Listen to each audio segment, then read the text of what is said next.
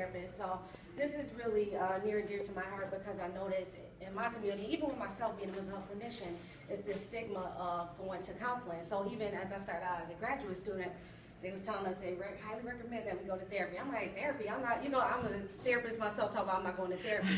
So, so what I did, I finally went to a session. I'm like, you know what? I actually enjoyed it. I look forward to it.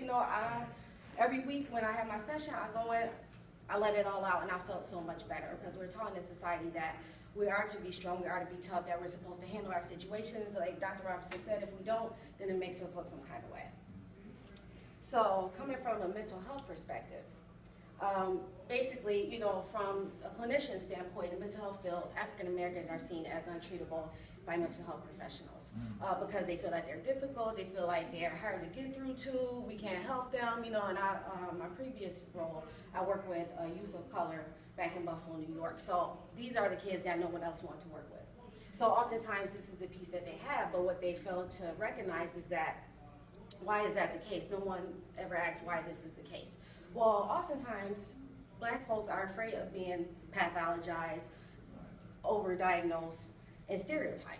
Because what we have is cultural behavior, our behaviors in our culture is different than other populations. So what we deem as normal, if you want to define that, they might be afraid that other cultures, predominantly white cultures, might see it as something different. Also, I just have this piece here on additional factors that affect African Americans with regards to mental health, HIV, incarceration, AIDS, community violence, things that take a toll on the Black community, but it's not oftentimes acknowledged. So for clinicians, what clinicians need to do is, oftentimes, especially in research, they point the finger.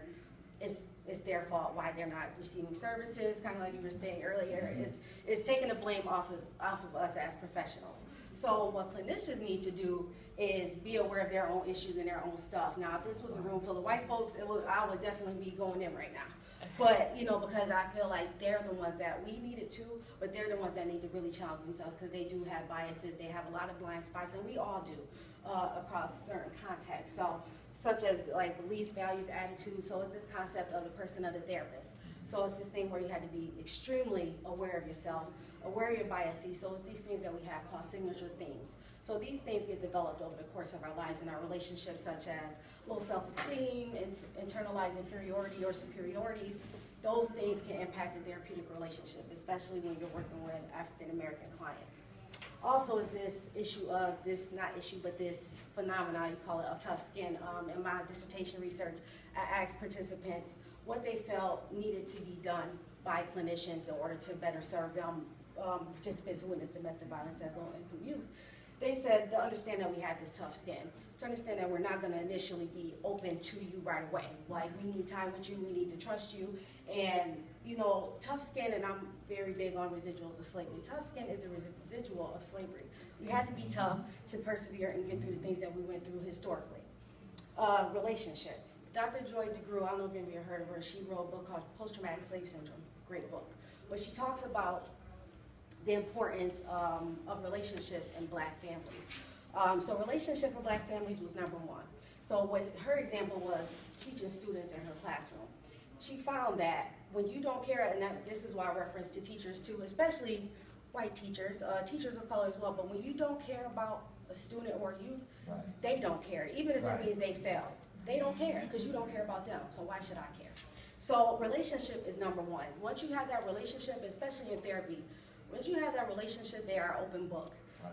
Even self-disclosure. I give pieces of myself within the therapeutic process, and they are open. They're like, okay, I can relate to you. She's relatable. We have some of the same struggles.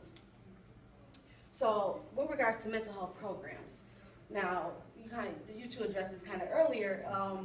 It's very cookie cutter, and these evidence-based models get on my nerves, honestly, because they try to apply it to African American or a population of color, and it's not applicable. And it's primarily white populations that this research is done on. So these interventions must pay attention to race and class issues and other contextual variables that can affect these populations. Also, they have to understand how laws, policies affect African Americans and how oppressive it is, because that's silent too. No one talks about that either. Right. So, I mean, until we do that, then it's gonna stay the same. So it's this piece, cultural competency. I love it, yes, we know, but what are we gonna do about it now? So this is this thing between racial awareness and racial sensitivity. So racial awareness is basically being aware that race exists and that it shapes reality in equitable and unjust ways. Racial sensitivity challenges those notions. How do we go about doing this? How do we challenge the system? What do we do next? How do we speak out, like Dr. Muhammad was speaking yesterday? How do we speak out against those things and become activists? Because I not only consider myself as a clinician, but I am a social justice advocate for my clients. For the community, same thing, bridging the gap, especially with churches, because I will talk about that all day. I am an avid church member. I'm very much a proud Christian. However, I do talk about mental health because that does not get addressed. It's like, oh, you need to pray to the Lord, he'll take it away. I get that. However, what I always say is God had placed a gift in some people, Right. mental health clinicians. He gave me the gift to help you. I'm working through God, then you need to come. You know what I mean? So that's Right. basically, Right. but oftentimes it's also seen as a stigma, like you're weak, like Dr. Robinson was saying, that you need help, or the fact that you need help makes you look like you're less than, or that you're not strong enough to handle these things. So I think what's important for us is to put out there positive images of mental health, of what therapy looks like. Because oftentimes, people come into the first session with me, they think they have to lay on my couch and I'm like Freud and start pulling out their unconscious thoughts. I'm like, no, it's just a conversation. We just kicking it right now. Especially young people, I have to kind of meet them where they are. Right. So it's just having those types of images. And once they realize that, they become more comfortable. They see what it looks like. But I think it's really important for us to all work together to build it up. And I feel like health is not just physical, it's mental, it's emotional, it's spiritual, it's all of the above. So, like I said, it's just to conclude everything, the communication is important in relationships. That behavior is very much culturally bound, influences the whole culture, relationships, seeking services.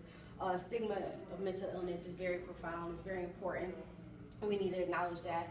Also, the cultural barriers. We need to acknowledge those things as well and meet them where they are. I tell white clinicians in supervision all the time, you need to acknowledge your whiteness because they notice that right away. Don't, call out the pink elephant in the room, make it what it is. Being culturally sensitive, like I said, moving from awareness to sensitivity, understanding the policies and laws, keep African Americans in oppressed positions, and we need to challenge those notions and to have community collaboration. Thank you for that. Good.